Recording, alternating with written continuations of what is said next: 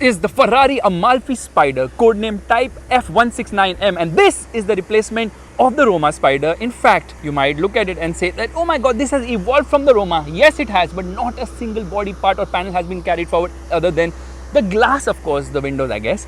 Anyways, this car is priced at rupees 5.77 crores on road Mumbai, in spite of the fact that there's a reduction of 30% due to the India-EU FTA, so prices have become aggressive. By the way, Amalfi is a village after which this car is named. It's in Italy, obviously. This is the key of the vehicle. Beautiful Ferrari logo here.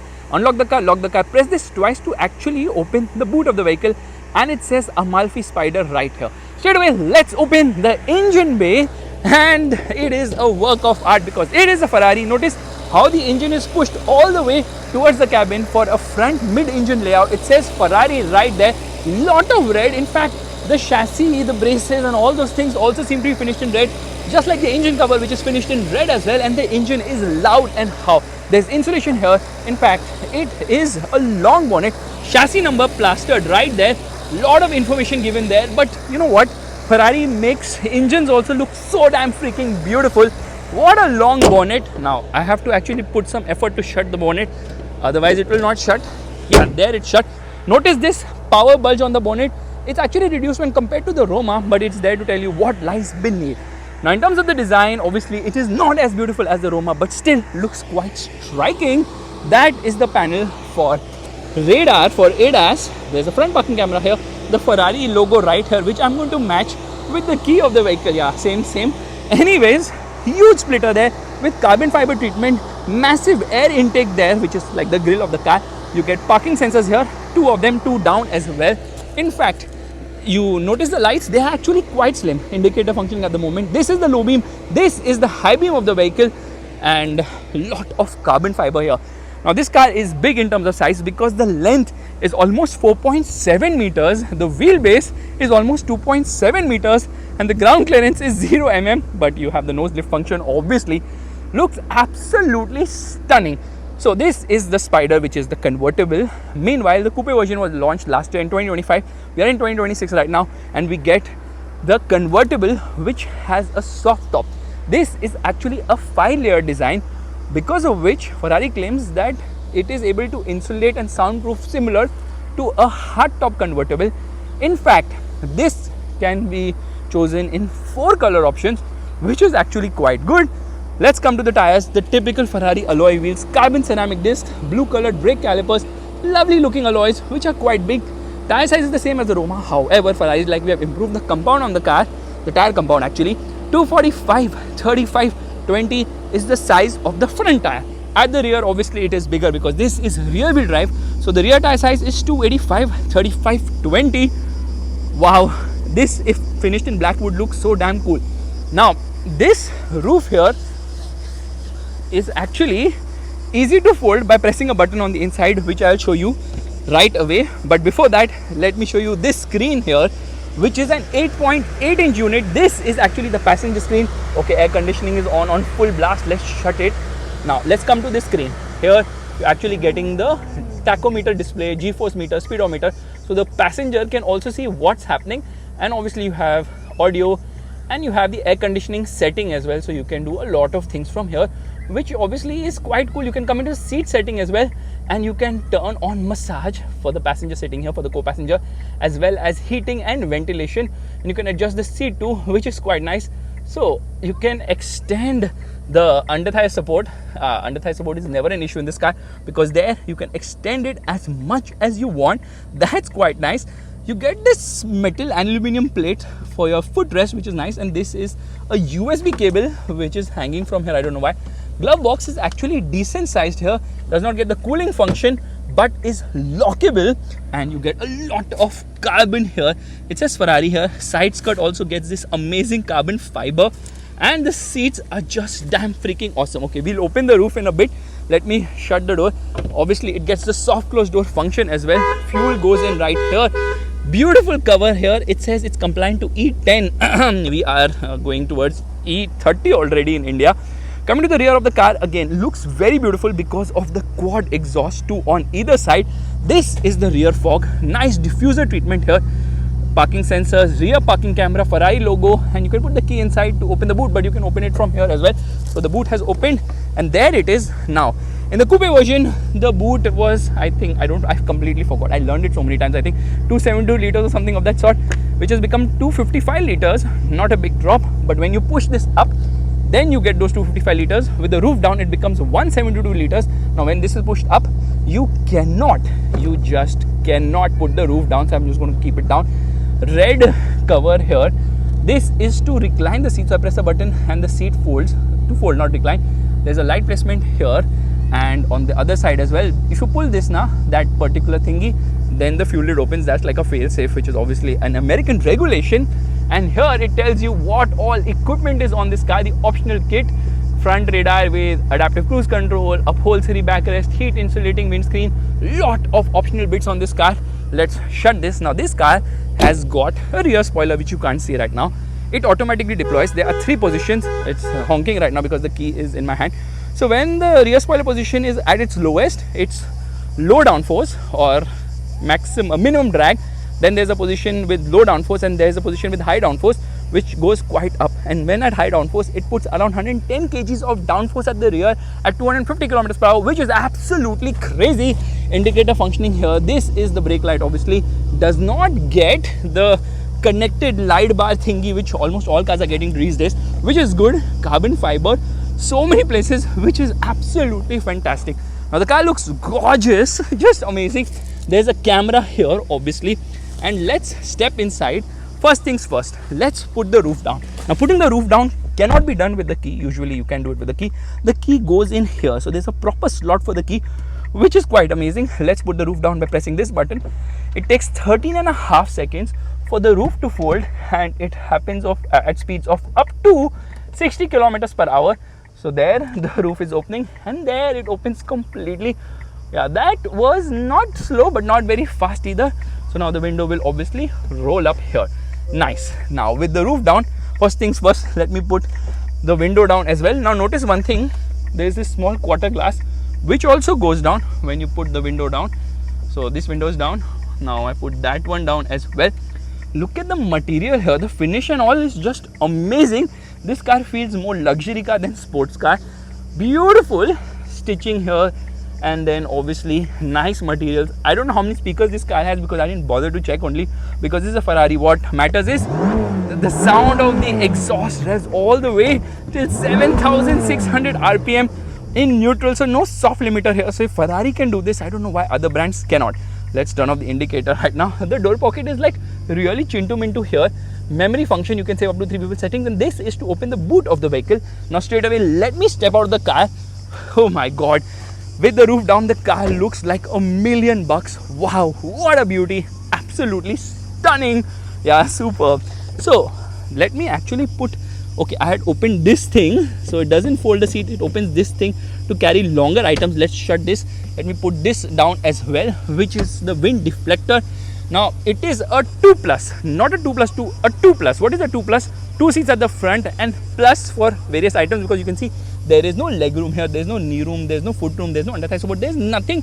Only thing is, because this is a convertible, you get unlimited headroom. But who can sit here? To get inside, you can push it like this and then it moves all the way ahead. There are vents here, I don't know why. No magazine pockets, but yeah, human being cannot sit in here. But it has got ISOFIX child seat mounts. No adjustable headrest here either. You don't need it actually. And then you can open the wind deflector by pressing this button. I press this button and there opens the wind deflector, which is a handy thing in this car. Here you get a proper dead pedal. Notice how the brake and accelerator pedal also are finished in metal. A lot of metals, well, rather a lot of metal in this car. Auto park, self park or what? This is the electric parking brake, and these capacitive touch controls have been carried forward from the Roma. Yeah, other buttons have become physical now, but this is capacitive, which has been carried forward. These are the light controls. This is for the mirror adjustment. This is for the camera. This is for parking sensors. And Hele is actually for the stop-start system. So something which I don't like has been carried from the Roma, because not easy to use this thing, which is a bit disappointing. Seats are really amazing, beautiful, and obviously you can customize it to the moon and back. You can adjust the seat from here. Yeah, electric adjust obviously. Now let's step inside, and getting in and out isn't that difficult for something this low. What is interesting is it has this dual dashboard design or two binnacles. So this is obviously for the co-passenger, which is how it is focused towards the co-passenger, obviously, which is nice, with two AC vents, Amalfi Spider written right here. Soft material, lot of leather, nice stitching as well. Meanwhile, this is the driver-centric cockpit. Before that, let's come in here. There's a wireless charging pad. There's a cup holder which is in for big bottles, and this is where the key goes. This is for the hazard light, and this is the gas selector which replicates an old manual gated shifter, launch, automatic manual, and reverse to empty spots here. Why, I don't know. And here you have SOS button. Like I was telling you, this is to open the rear wind deflector, this is for the power windows, and this is to open the like not the sunroof but the roof of the car completely. So that's how it works. And below here you've got some storage space along with 12 volt and two USB-C charging sockets as well. This screen is a bit on the lower side because Ferrari is like, we want the driver to focus on driving the car and the passenger has his own screen. So this should be out of sight. It's a bit low and difficult because this is the touchscreen infotainment system wherein the air conditioning and a lot of functions or important functions are fed in. For starters, if you notice, if you want to lift the car, you have to press the button from here. So there's no button here. Everything is reliant on this particular screen, which is a 10.25 inch unit. Here is for phone call, Apple CarPlay, Android Auto, both are obviously wireless. This is to come into the air conditioning menu, and this is for the seat menu, wherein you can decide if you want heating on the backrest. No, air scarf, yeah, Mercedes term air scarf, where you want heat coming out from the headrest, non-adjustable obviously because sports seats, seat ventilation, seat heating, and then let me come into this particular menu wherein there are massages. So there's wave, stretch, I can't even pronounce this, shiatsu, lumbar, and there's a shoulder one as well. 3 fan speeds or 3 speeds for the massage with 5 different massage options have been given here. And obviously you can adjust the seat, but too much reliance on the touchscreen. It's an easy screen to use. Here you can increase or decrease the temperature as well because it's a dual zone climate control air conditioning system.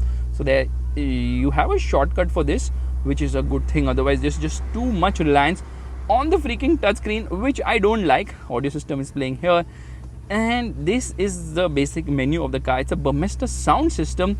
I don't know what this menu is trying to tell me, but as I see it, it's not a difficult screen to use. And if I come into reverse by pressing this button, the camera does not start here. The camera actually starts right there.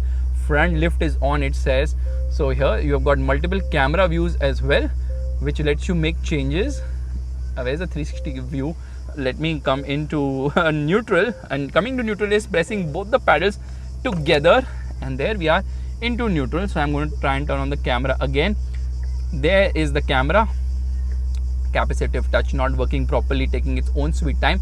So here you've obviously got multiple camera views as well using this switch here. I think this is for the AC control, and the steering wheel is a nice unit. First and foremost, it's electrically adjustable both for reach as well as rake. It has this nice beautiful orange stitching on it, flat bottom, carbon fiber. The horn is nice, but I'm going to use it while driving the car. This is the driver monitoring system. These are the indicators. Meanwhile, these are the controls for various aspects like voice commands, cruise control, and this is turn off ADAS. I press this button once. First and foremost, we have to come out of the camera system.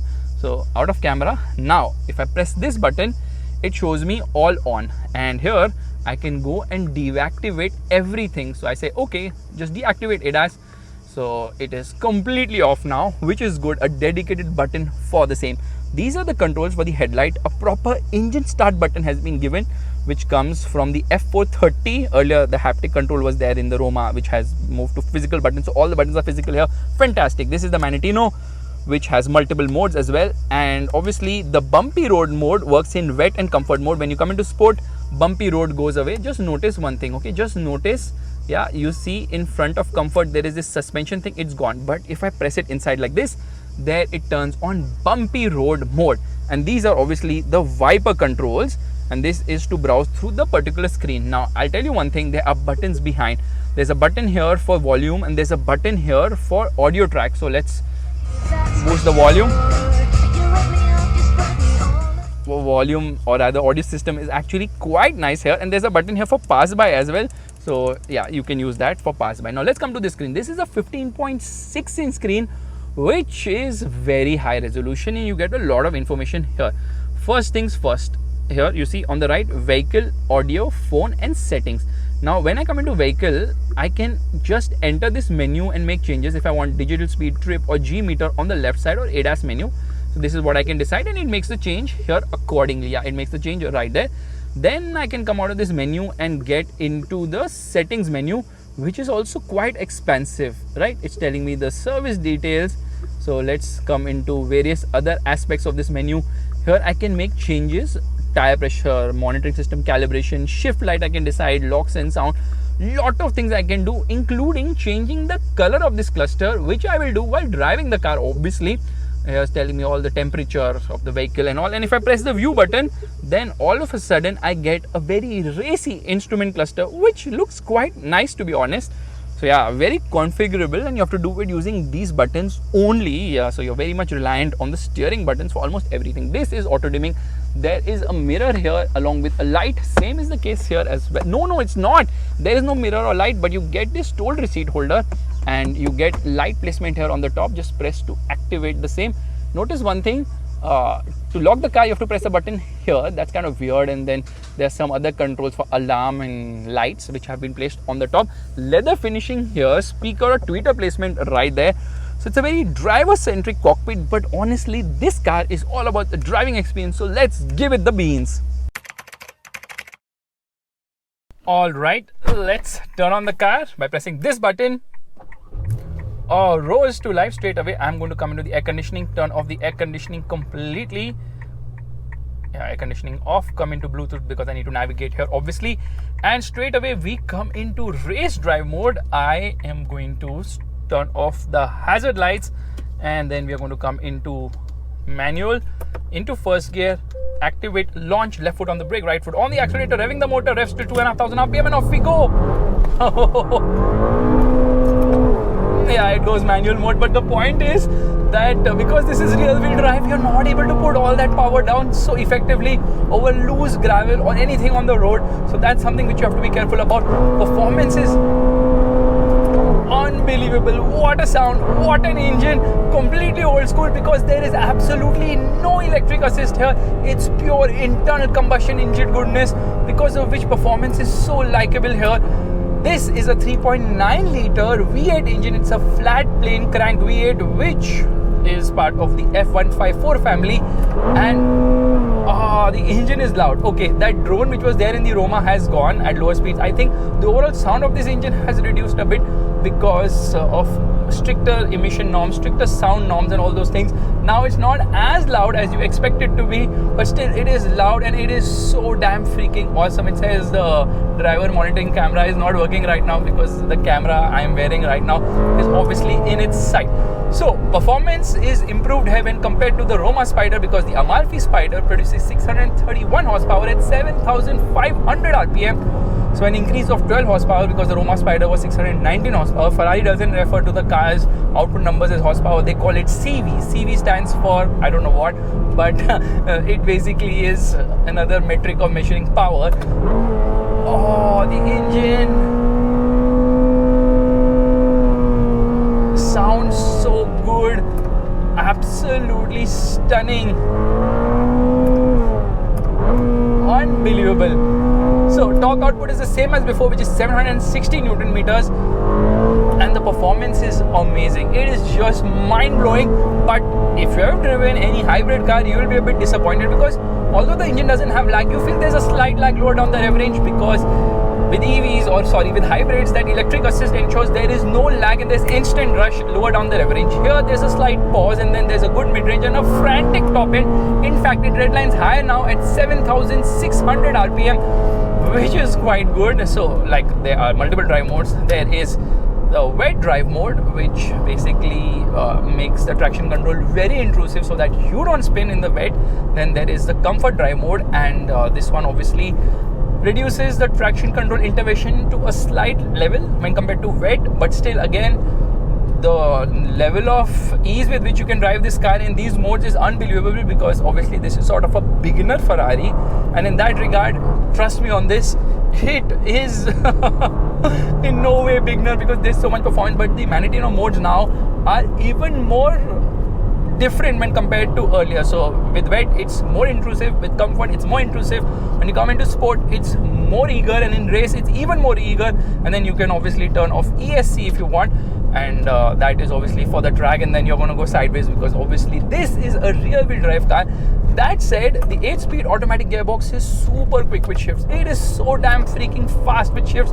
It's unbelievable how a dual clutch automatic gearbox is so comfortable, easy going and smooth, refined, and like just mind blowing in terms of when you're driving it very sedately. But when you push it hard, the shifts are rapid pace. So this dual character of this dual clutch automatic gearbox is just unbelievable. It's so freaking awesome. Very well done, Ferrari. Very well done. So even though you call it entry level, this is no entry level car. They have gone back to the basics. No electric assist, pure V8 engine goodness, and of course we don't even have rear wheel steering here. So kind of feels old school in that regard, which is a good thing. Now, when you are in race mode, notice the bumpy road mode or the soft suspension, that turns off. All you need to do is just press this button and there it turns back on, says bumpy road here. So that softens the suspension. It has got adaptive dampers. They have a very high-tech name for it, magneto ride control or something of that sort, which I can't come to terms with, but this is how it is and that's how it works. Engine is actually very smooth and refined lower down, but as soon as you get into the mid-range, it wakes up and it is quite vocal. Doesn't hesitate, becomes absolutely mental near the red line of 7,600 RPM, holds on to a gear, so manual mode gives you complete manual control of things. Obviously, the gearbox also does rev matching and downshifts very aggressively when you need it, so there is no hesitation at all from the gearbox in terms of giving you shifts. The steering, I feel, is a bit too quick, so you have to get used to the steering wheel. Obviously it has got good feel, good feedback, body roll is very well contained. The car is quite sharp by GT standards. Obviously this is not a track car, this is a GT, a Grand Tourer, which is made to munch on the miles. Now this car has an 80-litre fuel tank capacity, which means that it will definitely give you a good amount of range because the mileage is around 3 to 4 kilometers per litre depending on your driving style. Now on the bumpy section of the road, I can feel the bumps, quite a lot of it. The nose lift function is quite essential, but you have to pay a bit for the nose lift function. Obviously, it is definitely costing you some money. And here, I'm straight away going to come into the settings.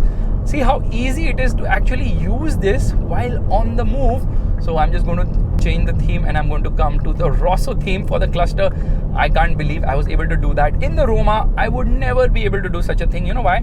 Because of the capacitive touch controls. Here it's very much possible and quite easy to do it as well. So how have they extracted more performance or more power from this car? Simply by upgrading the speed of the turbos. The turbo used to spin at around 1,64,000 RPM in the Roma. In the Amalfi it spins at 1,71,000 RPM, which is bonkers, and that is quite a lot. There's good visibility all around. Car feels easy to drive actually. Obviously when you push it hard, then you have to concentrate a lot, and then is when you realize that although this is a very, very, very fast car, it's actually very tameable in spite of being rear wheel drive. The sound from the engine is unbelievable. So 0 to 100 kilometers per hour takes 3.3 seconds, which is quite good for something which doesn't have four-wheel drive and has absolutely no electric assist either. So that is definitely very fast. Oh my god, the rear twitching a bit there. There's good amount of grip, ample grip as well. 0 to 200 kilometers per hour takes 9.4 seconds. So I think that's around almost half a second, 0.4 seconds slower when compared to the coupe version. Because obviously 86 kgs heavier, weighs almost 1600 kgs this car. 86 kgs is not just the roof but also the roof mechanism.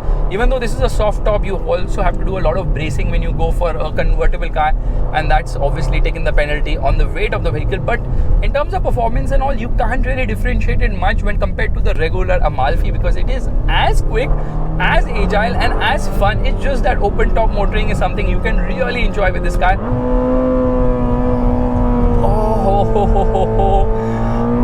Long live the internal combustion engine, because this car's performance is the reason why you would buy it. The V8 is just mind-blowing. What an engine. Easily one of my absolute favorites, and the fact that there is no battery adding weight to the car or robbing away the soul of the vehicle. It just works so brilliantly well. Look at the way it takes the corners. Absolutely amazing. Yes bro, thumbs up to you too, riding a cycle. Yeah, brakes are making some sound. Funnily, carbon ceramic disc. Now it has got brake by wire, which is something they have updated in all the recent Ferraris. I think after they made the SF90, because they had to manage the regen braking as well as the hydraulic regular braking as well, which basically ensures that the pedal travel doesn't have to be too much while stopping it, and manages the heating and cooling of the brakes much better as well. So that's one of the USPs, obviously, of having brake by wire, and it works so brilliantly well. Everything comes together without making you think, oh, there's so much technology. No, it is just fluid, flawless, and a whole lot of fun as well. Let's just come into automatic for the gearbox. No, actually I've come into manual mode here, so now we are in automatic. Now just taking it easy, come into comfort mode here, and all of a sudden you realize this is a mile muncher for something which really gobbles up the kilometers effortlessly. Let's do the wiper test. Yeah, the spray is coming from there. And let's also do the horn test while we are at it. While nobody cares about the horn in this part of the world, obviously in India, this is an absolute essential feature as well, which you can't write off. Somehow I'm able to smell the washer fluid inside, which is kind of weird. The price of this car is rupees 5.77 crores on road Mumbai. Although Ferrari has monitoring system not available, I don't want it. So although Ferrari has actually gone ahead and reduced prices by 30% owing to the FTA, because it takes at least 9 months to prepare a Ferrari for you. Why does that happen? Simply because a Ferrari has to be customized, and customization obviously takes time. GeForce meter turned on right now, so a Ferrari takes 9 months to go from booking to being in your hand, because everybody wants a different Ferrari. Customization is the name of the game, and with customization obviously there are a lot of options. No two Ferraris are apparently the same, because obviously nose lift function, better suspension, all those features, when you add, the price is going to go much higher. Out of those 5.77 crores on road Mumbai, you pay 94 lakhs for the registration of this car and rupees 18 lakhs for the first year insurance. So yes, hefty taxation. Wow, that's like 20% of the cost of the car is actually going into the registration of the car. No wonder people opt for PY plates, or in Hyderabad they just run it on temp plates, because that's a lot of money going into the registration of the car. Let's come into sport. It shifts so fast, there's absolutely no hesitation whatsoever. What a gearbox. I'm actually in love with the gearbox. Obviously the engine is fantastic, the steering is lovely, everything is mind-blowing, but it's the gearbox which really surprises you, because I've never come across such a dual clutch automatic gearbox, which is unbelievably quick with shifts and rev matching as well. So it kind of gives you the best of both the worlds. I am legit sweating. I think we should just stop and put the roof down. Why do I need to stop? Because the camera is actually mounted. So in order to put the roof down, I have to somehow figure out what do I do with my camera. Whew. Okay, press both together. We are in neutral.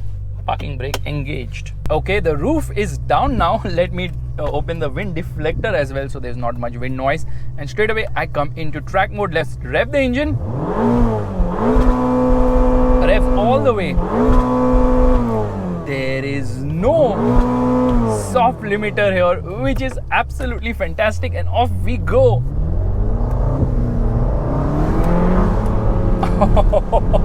Straight away, let me tell you that over these bumps now you have to be careful, because obviously car is very stiff and it's very low as well, so you need to lift the nose. If you buy this car in India, you have to get the nose lift function. Anyways, this car has got active aeros, which is one of the reasons why it's so glued to the road at high speeds. And obviously it has got the updated version of Ferrari's slide slip control. Version is 6.1. Not that that means anything to you, because those are just numbers and versions of the software. I love the fact that it's so easy to use the indicators like this. And there's a big bump, so we just take it a bit easy. Carbon ceramic discs as standard, so obviously they tend to make sound when there's dust which is accumulated around it.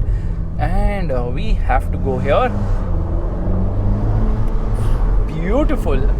Now let's talk about the coupe version. The coupe version of this car actually costs rupees, just calculating in my head, around 52 lakhs cheaper. Meanwhile, that's the ex-showroom difference. So on road, expected to be at least minimum 60 lakhs. Yeah, 60 lakhs cheaper. But then if you're buying a Ferrari, you might as well be able to drop the top and have some fun, because that's the real fun of driving a Ferrari, is without the roof of the car. So here we need to stop and open throttle with a lot of enthusiasm. Yeah, we have to go this way. Oh my god, it sounds so good. Let me actually go and change the view of the cluster. So yeah, that is also there, another different sort of a view, which is also very cool actually. With the tachometer taking center stage, this is very much like something you would prefer on the track, obviously, and that's obviously kind of cool as well. Running through the gearbox, making your own shifts with the pedals, that's so damn freaking fun. But honestly, the gearbox is so good that you just leave the gearbox to its own self of doing shifts as per what is convenient. Now this car comes with 7 years of maintenance package, wherein every year a service is done, or at 20,000 kilometers. I don't think anyone is driving 20,000 kilometers a year in their Ferraris. And the best thing is, if you sell the car now, that's also transferable, which is also fantastic. So guys, this is my review of the Ferrari Amalfi Spider. Long live the V8. What a car, fantastic to drive, very much fun and quite usable and practical too. But the highlight here is the old school V8. The charm is there, the fun is there. Honestly, there is no better way to enter the Ferrari world than the Amalfi, because it's a very usable car.